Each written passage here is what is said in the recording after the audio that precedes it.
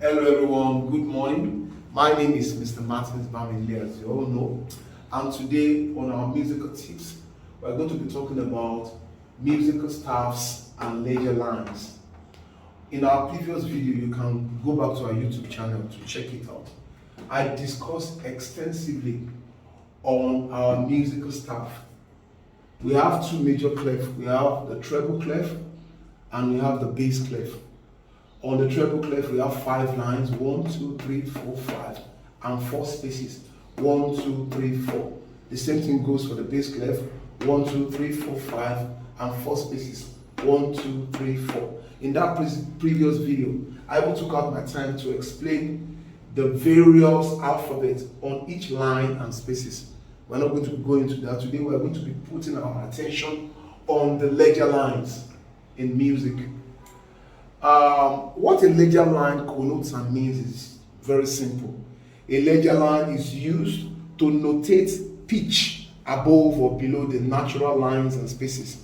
It is also called added lines. Okay, like we see our natural major scale, major staff, treble clef rather. We have our 1, 2, 3, 4, 5 lines. If I am a composer or I'm a writer of music, and probably I start on the key of C or E, for instance, and if I have to write more music, that means I need additional lines and spaces. That's why ledger line comes in. We can have as many as 1, 2, 3, 4, 5 ledger lines, depending on the preference of the writer of the song or the composer. So I'm going to be taking you through how to identify the ledger lines now. Let's start with the treble clef. The third ledger line above the treble clef is E. I will represent it to you now. The third ledger line. This is the first ledger line. This is the first. This is the second, and this is the third. You can see E, E major. The fourth ledger line above the treble line is G. You can see for yourself. This is 1, 2, 3. Fourth ledger line is G. The second ledger line below the treble clef is A. Let's watch for ourselves. This is our C. Okay, you see, we have our A here. And the third ledger space above the treble clef is F. Let's go above the treble clef.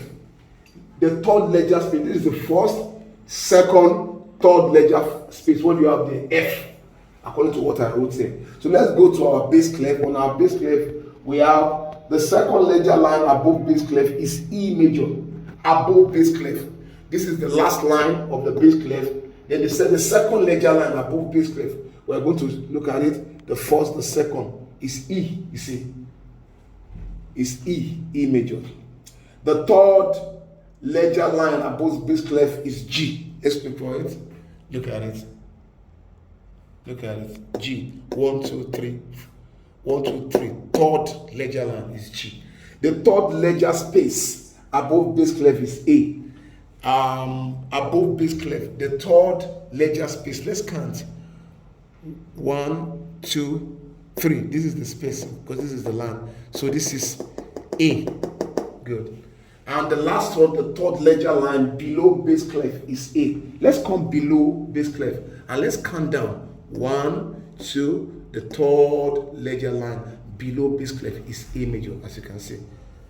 So I want you to take out your time to look at this video over and over again, because what we are treating today is very important and germane to the music language. If you understand this, you can be able to read any type of music in the world. I'll see you in the next video. Thank you so very much.